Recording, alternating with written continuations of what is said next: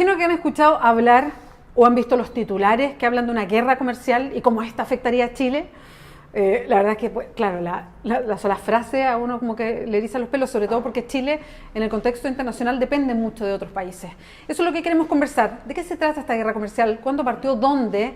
¿Y qué significa para Chile? Es por eso que nos acompaña Carlos Figueroa. Hoy día él es asesor en temas comerciales del senador Juan Ignacio Latorre de Revolución Democrática. ¿Cómo estás, Carlos? Bien, ¿y tú, Bea? Muy bien, muchas gracias por acompañarnos. Gracias a ti. Partamos por lo obvio, ¿no? ¿Por qué hablamos de una guerra comercial? Igual es una nomenclatura que es bien hecha para la prensa, pero que también es bien autoexplicativa. Es una guerra, un conflicto que rompe ciertas reglas que han convenido los países y que en este caso son reglas que tienen que ver con el comercio, es decir, con la exportación e importación de bienes que hacen unos u otros países. Entonces, esto es básicamente un conflicto entre Estados Unidos y China, que se produce porque Estados Unidos rompe ciertas reglas que se habían establecido entre ambos países porque tienen una cierta motivación.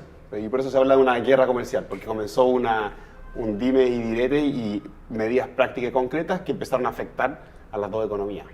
Ahora, estamos hablando de China y Estados Unidos, que son como los dos gigantes, ¿no? Sí. Los dos, no solamente los dos gigantes que uno ve en el mapa, sino los dos gigantes de influencia, de miradas de mundo distintas, que son como los grandes rivales hoy día, ¿no? Entonces, cuando hay una guerra comercial entre dos gigantes que manejan la economía del mundo, básicamente, o por lo menos que tienen un impacto en Chile, uno se pregunta, bueno, ¿cuál es la implicancia mundial de que efectivamente empiecen con una guerra de subir o bajar tasas de impuestos o una guerra arancelaria?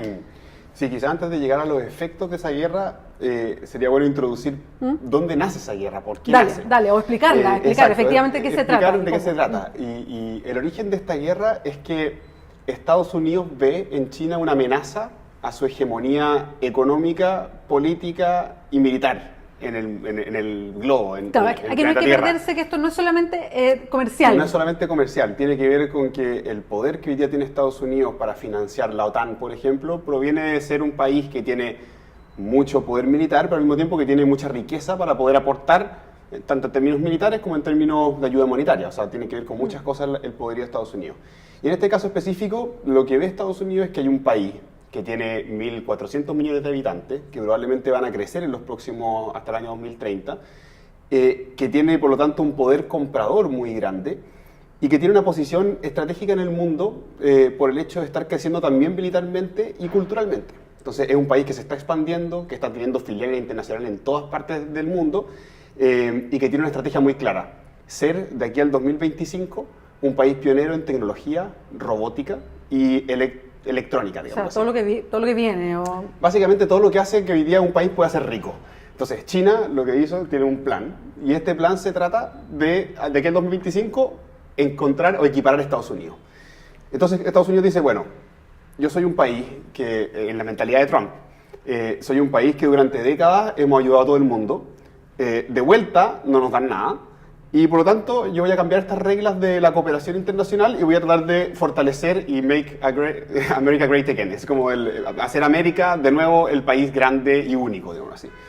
Y Estados Unidos entonces lo que dice es, bueno, analicemos nuestra relación con China. China, además de estar creciendo su territorialidad militar en el mar de China, que es una cosa que es bien importante, además está creciendo en este plan tecnológico.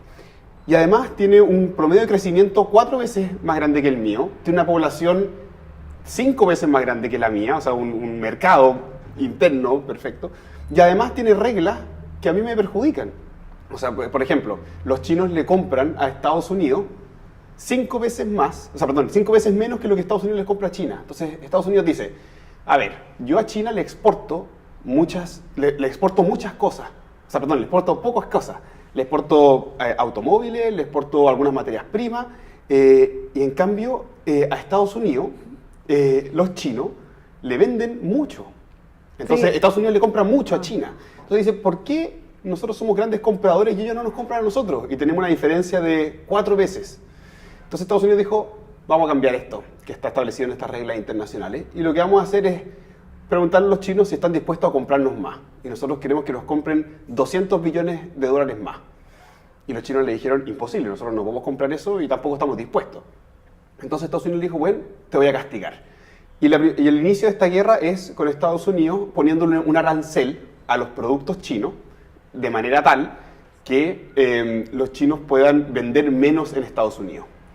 Y como represalia a esos impuestos, China le dice, ok, si tú me pusiste impuestos por 37 billones, yo te pongo otros 37 billones. A lo tuyo, yo también. Exactamente. Entonces, Estados Unidos vuelve a reaccionar hace un día y dice, ok, tú me pusiste algo de 37 billones y te voy a poner 200 billones de dólares de impuestos. Que es como una segunda etapa. Una segunda etapa. Y el gran problema que se produce ahora, no solamente que es una guerra de gran envergadura, sino que ya China no puede responder con impuestos de 200 billones de dólares porque no tiene. O sea, no hay una cantidad tan grande de productos que compren los americanos que sea tan fuerte como eso. Entonces, el problema es que ahora van a empezar otro tipo de medidas si es que se implementa esta guerra arancelaria, digámoslo así. Entonces, en términos concretos, inicia una guerra que empieza a afectar no solamente los productos que empiezan a comprar los consumidores, es decir, si nosotros estadounidenses exportábamos autos a China y en China le ponen un impuesto al auto para castigarme, los que pierden son los consumidores y las empresas en Estados Unidos que están vendiendo su auto, ¿cierto? Entonces empieza a haber una guerra que empieza a afectar a los consumidores, pero también empieza a afectar a los mercados internacionales por la incertidumbre. No sabemos si China va a poder seguir comprando harto a otros países porque si le están afectando una economía importante, probablemente disminuya su capacidad de compra.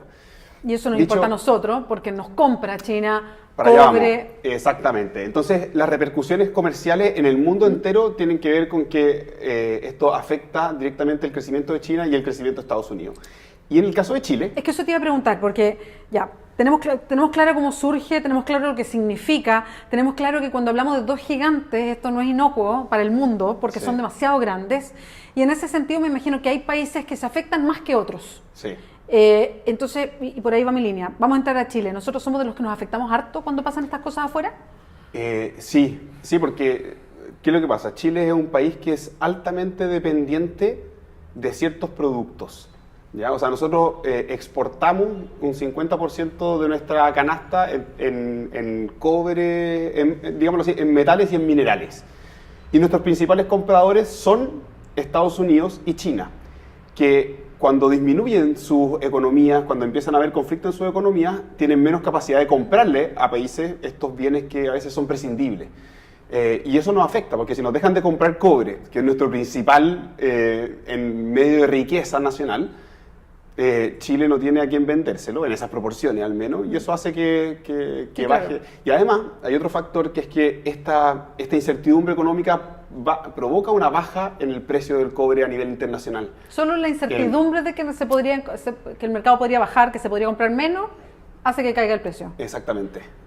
Entonces, lo que básicamente nos estamos dando cuenta, que ya algo que nos venimos dando cuenta hace tiempo, es que el hecho de que nosotros seamos un país que depende tanto de una producción de materias primas, o sea, de bienes que tienen poco valor, nos influye mucho a la hora de esta incertidumbre internacional. Y más aún si es que nosotros dependemos tanto de Estados Unidos y de China. Por ejemplo, un dato que es interesante es que las exportaciones de Chile hacia el mundo, un 28% van hacia China y un 14% a Estados Unidos. Entonces, sumando China y Estados Unidos, nosotros exportamos esos dos casi un 45% de todo lo que nosotros exportamos hacia afuera.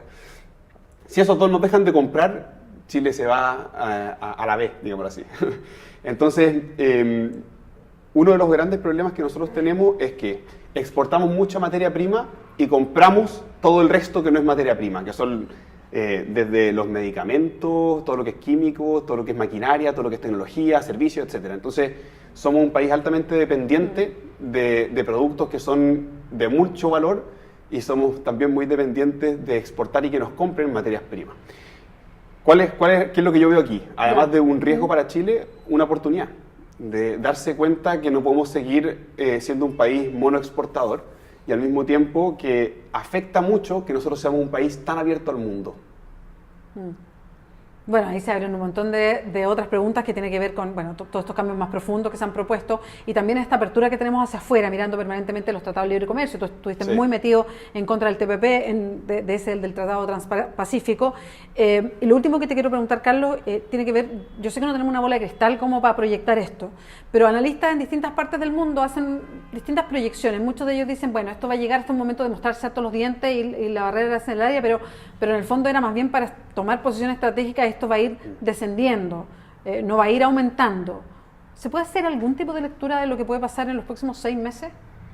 En mi análisis psicológico y político de Trump, es difícil eso, ¿eh? Es difícil, sí, arriesgado. pero hay un patrón que yo he descubierto de él, que es que él tiende a aumentar la contradicción o la oposición para poder después deshacer y mostrarse como un ganador. ¿Ya? Lo hizo con Norcorea, lo ha hecho internamente con la oposición demócrata y lo está haciendo con la OTAN también, lo amenaza, pone alta la barrera, después dice que se alcanzó la barrera y él es el ganador de esta pelea.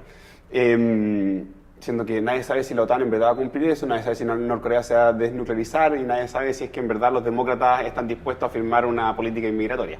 En este caso yo creo que vamos a llegar como a un punto probablemente de máxima tensión que le permita mostrarse a él también como un ganador, mostrando cosas concretas. Yo no creo que sea esto solamente algo de mirarse los dientes. Aquí en este caso específico hay algo que también tiene que tornarse real para que pueda hacerse valer este poder. Entonces yo creo que esto probablemente pueda continuar hasta un punto donde él se pueda mostrar como un ganador. Carlos Figueroa, muchas gracias por acompañarnos hoy día. Gracias a ti. www.diarioclever.cl